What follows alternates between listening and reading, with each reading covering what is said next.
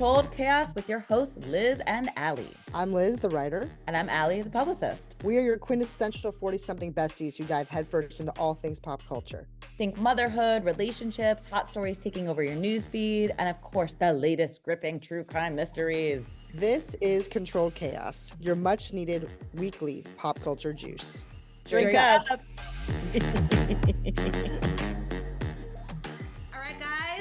Welcome yet to another episode of our life that we formally would like to call our life. Yes, Controlled Chaos. That is definitely a great summation of our life.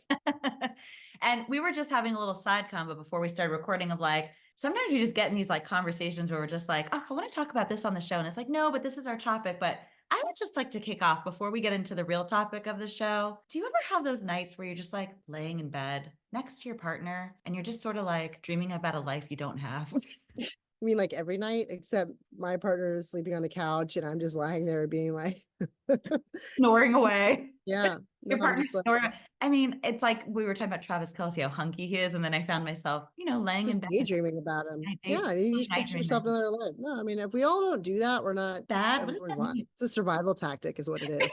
And yeah, and we should talk, I mean, it is. And we should mention on this podcast that we will always have subjects. So you call them the North Star. It's perfect. We're going to have something we are shooting at. Right. But things are always a little random. That's sort of how this is. It's how this is always going to. So on that note, talking about randomness, we're going to talk about something else that is coming that just came back. It's one of the if not the longest running show on TV to date on HBO.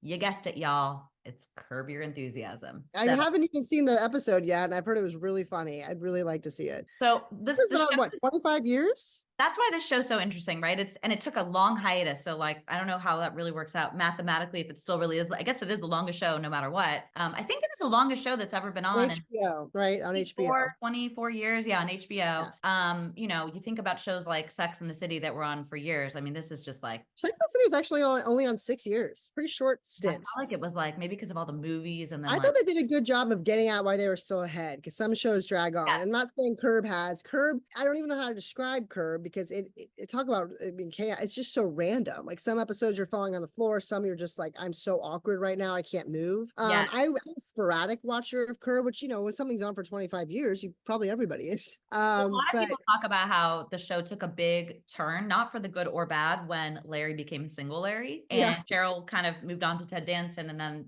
this opened up a whole new world of Larry to just be crazy single Larry, right?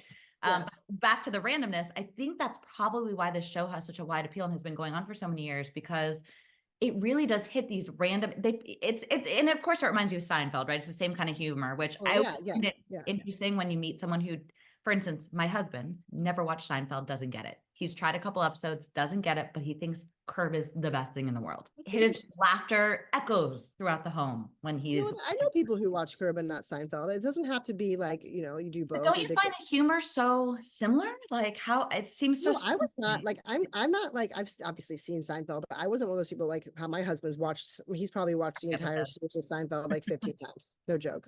Over and over and over. He loves it, loves Curb. He's someone who loves both. I've watched probably more Curb than I have Seinfeld, but I've seen Seinfeld too. Yes, the humor's totally similar. Well, first of all, George Costanza is supposed to be Larry David, like the Seinfeld is sort of based on him, so it's like impossible if there weren't parallels. Curb is just it's such a weird show, but like it's so funny to me how many people's humors, like people who like flex and dark humor, people who like slapstick, it is across the board, which really is a nod to Larry David's genius. It's remarkable how many people he can, like how many comedies he touches, I always find it so interesting too, how it's completely pretty much unscripted, they say. And I believe that. I don't think he believes in scripts. I mean, you can't with that kind of dialogue. I mean, it's out of control. And sometimes I find myself literally like laughing out loud, like what you say, what do they say? ROFL, rolling on the floor. I don't even know what the kids say. Allie, we're not going to say that on here. I mean, the rolling on the floor laughing, that's how I feel when I watch that. Or I find myself cringing and I'm like, please, I can't, I'm done with this show. Like look away. I have to look away. Like it's just very, very uncomfortable. But it's weird to find a show that can do both those things too. And yet you still. It absolutely is. And I think the reason I think it's kind of unscripted, the reactions I think almost have to be unscripted, because that's sort of the best parts. Like what the reactions to what Larry does, and like I have not got into this new season yet, but I plan to. But I Well, do for think the me, show itself is, whether you like it or not, you can't argue that it has standing this kind of test of time, and the genius that he brings to it is amazing. there is the one aspect of the show that I really just wish they wouldn't do anymore. And I just can't stand any scenes where Larry is engaging in any sort of like Oh, I sexual. was gonna say, you're gonna say sex, aren't you? Okay, I can't say Can't. sex and him in the same sentence. It's just grosses me out. First of all, he He's has bad a breath. sexual person. You He can tell definitely has bad breath. Well, he's I bad breath. don't know, actually. I don't know. You think he I eats a think lot of men?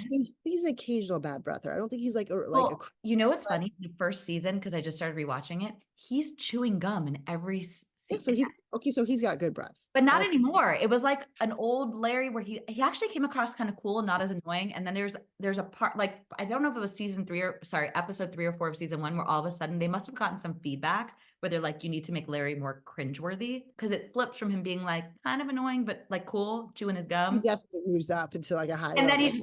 then he just loses it, and you're just like, this guy is horrendous. Like every episode ends with everyone like, hovering over him, like, get out. Very like asexual person, like just, Asexual. There's no chemistry. It doesn't make any sense. I but can't see it. that's like That's it's the supposed to be like I don't that, need to see like it. Like it's really gross. I don't know. I just don't need to watch it even anymore. though single Larry, I know, but I also kind of liked when he was married too. I mean, there's funny parts in both. Sure. There really For are. sure. I mean, There were. I was late to the game to watch Curb, and like I said, I have not been the person who's watched every season and watched every episode. Like I just watched it here and there. And I like some and I don't like some. And I think that's just kind of what Curb is. That's totally the beauty of it. And I also love that you don't need to like have watched previous No, episodes. that Right. honestly is the Right. best part, especially for someone like I don't even like there are times where I don't want to watch a series because I'm like, I can't commit to this.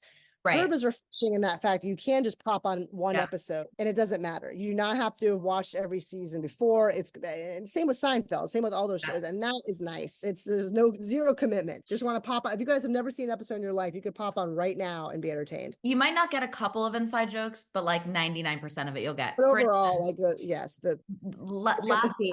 this last episode that was just aired, I think it must have been episode 2 of this last season. Was it just like an episode? Okay, so I'm not that behind. No, you're not behind at all.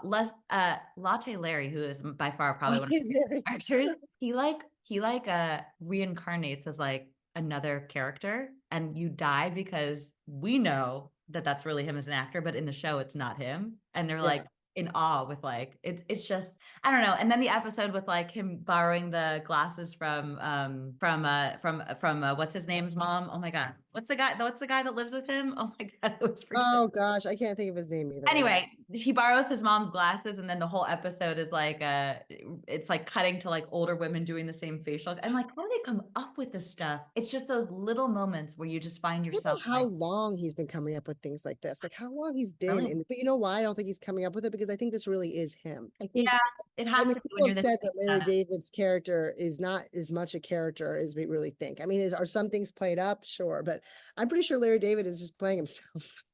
I've heard people that have met him in person. They say he's literally like pretty much the same, which I really can't picture that not being true. I know I can't either. And then I'm like, okay, how does a show go on a break for, I think it was like a 6-year hiatus, and come back and the viewership is like No, more than that's really hard to do because people are fickle. Usually you go off that long. I mean, I remember even having like 2-year breaks between shows I liked, and I was like, oh, I don't even care anymore. or I you just forgot. like can't But remember what happened. you know Yeah. why? Because you don't have to True. that's probably what did it. If you're watching like a drama or something like that, where like you almost forget how it ended, you forgot the cliffhangers. Like, I don't know. I'm trying to think of a random show I watched like that with. Like, Entourage was like that a lot. Where yeah, Entourage, like Bloodline. I don't know if you yeah, remember that. Bloodline took like a crazy break. Like, What's that and I about? was really into it the first season. And it I took like forgot the show though. I had to rewatch the whole I season. had to exactly you took the words out of my mouth. I had to rewatch like the last episode but for the shows like that, but you do not need to do that Yeah. with a Curb. That's probably why it succeeded after a 6-year hiatus. It Just is. Yeah, attractive. you're probably right. I think that I really do think that's like again the genius of that show. It's like constant evergreen content in a It sense. is. It's It just never like gets old. Yeah. it's never not relevant because it's sort of so random and weird. It doesn't even have to be. That's why it's really amazing. I find it interesting though, because like shows like Seinfeld, a lot of people do say those shows are dated now, or like Friends, like they don't hit the Friends, yeah, Friends has same. been really called out on like having like stuff that would never fly. Right. That's the case. And that show started in 90, 92, like really long time ago. Yeah, a really long time ago. And it was, which by the way, I don't know if you saw Jennifer Aniston and David Schwimmer in that new Uber Eats. Oh, I loved it. I loved every second of it. Wasn't it so great? Oh my gosh, you know what? We forgot to mention that on the episode of our Super Bowl For a episode. Super Bowl. The Sarah V commercial with Michael Sarah was absolutely hilarious. Brilliant. I want to be in that boardroom when someone was I missed it, so I Googled it, and I thought it was so funny. So I know that's I'm sorry, we told you guys this would be random, but if we forget something from our last one, totally, we have to bring it up here. Have a thought, but you're that so commercial right, was so good. How obvious that is spelled the same way as his last name, that someone was just I don't know the odds that we could get him. What took him so long with that, but I want to buy only Sarah V from now on because it was so funny. I have in anything Michael Cera does because he is also he's due for the next Curb. He is so due. He would be a great new. You know what we were right to bring him up here because that's a perfect segue. The reason it was he could carry Curb. He could carry Curb. He could be the new Larry David because he's so. Why has he never been on an episode? Why has no one petitioned? I don't know. His mini that he bumps into. Oh my God, how good of an episode would that be if he bumped into him at a store and thought he was his younger version? Larry David needs to bring him in and pass the torch because I think he might be the only one who can maybe take that over. It's really funny. But Michael Cera usually plays really, unique, quirky, weird characters. And he was in a show with Amy, what's her name? The comedian, Amy. Oh my God, I'm blanking. No, the other one, the stand-up comedian that does. Oh, Amy Schumer. Yes. Yeah. He was on I think it was a Netflix show. She was a wine sommelier or something. Anyway, he was her love interest in it. And he plays a normal dude that's not funny. He's a little quirky because he lives on a lot of random cameos. But he couldn't appeal. Same with Larry David. Couldn't appeal to me as a character with a romantic fully asexual. You may as well be a seahorse because you just reproduce with yourself. I'm pretty sure he doesn't have a penis, and if he does, I'd like to. He might even be more asexual than Larry. I really maybe. If it's close, but I really do think I'm so glad we brought this commercial because now I'm convinced that he's the only one that could be that person or even close. And why is he not in more commercials? He's such a prime candidate. He might be now. It was by far the best one. It was really fun. I laughed out loud. It was really, really funny. Just the whole thing. He's the way he was being moisturized on the massage tables. I mean, it was just it was hilarious. I'm so glad that Brandon did all the weirdness. They just got into it. I want to know who on that team came up with that. I would love to have a conversation. I love them, whoever it is. It was so smart. Who are you out there? We want to know you. Just really get and let it be that weird because it was weird but hilarious. Plus, that is a top recommended dermatologist brand. So I mean, I love therapy. I loved it before Michael Cera was there, but now I love it even more. Now I love it even more. Just like the Super Bowl. Now you're listening to us, Larry David. You need to groom him or just appoint him. Michael's our next guy for this. For sure. I think he's your next guy. I think he's you pass the torch to. I think he's awkward and he can be cringy and awkward but also funny. He's got all those. He's got it. You know who else? What else commercial I really enjoyed was that was not English. What other commercial I really enjoyed was Ben Affleck's Duncan, which I was surprised he went the Duncan route. Austin, whatever, I get it. Oh, he loves Duncan. The cameos on that: Jason Sudeikis, Matt Damon, J-Lo, Tom TB. I mean, they went the Uber Eats commercial. He must have paid to go. Oh yeah, Jennifer Ross. I love if I call him Ross, not David Schwimmer. He basically is Ross. They had a lot of. I mean, they really paid, but it shows. The Uber Eats one was good too.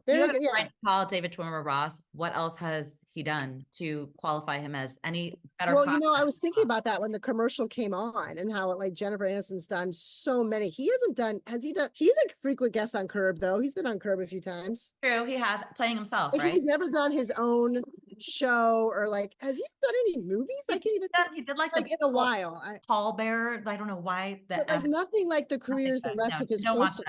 Yeah, no, nothing good. It's and that just made me realize too on Curb. Do you notice that sometimes they have characters on that are play themselves, and then they have people on that play a completely different character? Yes, absolutely. Also, how does he decide that? Right. And are they the people that are playing when David Schwimmer's on there being a character? Is he just being David Schwimmer, or is he being a character? Right.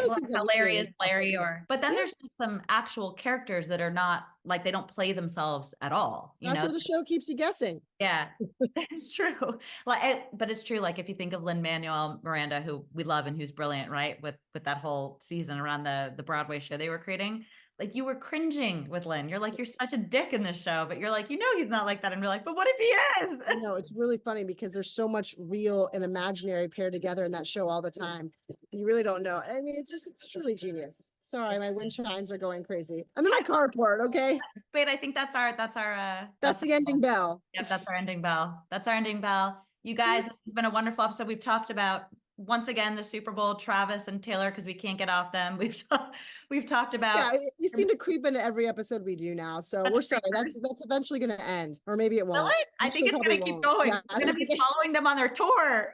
I don't think it's going to end at all. I mean, let me just take that back. But we're going to maybe try and dial it back a little. Or maybe we won't. We'll just see what happens. These episodes take on a life of their own. But and we now really I'm appreciate you guys listening, and we really do want to hear the topics you want to hear about.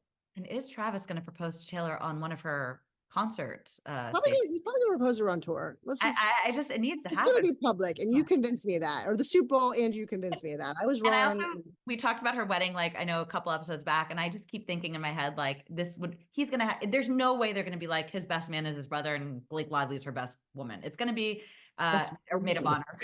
I don't even know the right words. I think we need to end on that. There's gonna be 20 and 20. Come on, you're gonna have them all. You're gonna have them all. Okay. On that best woman note, you're my best woman, Miss Philly Fold. We're best women. We're best of women. Thank you for joining us. Like, subscribe, rate us, keep listening, give us feedback. We love you guys, and we will see you on the next episode of Control Chaos. Thank you. Thanks all.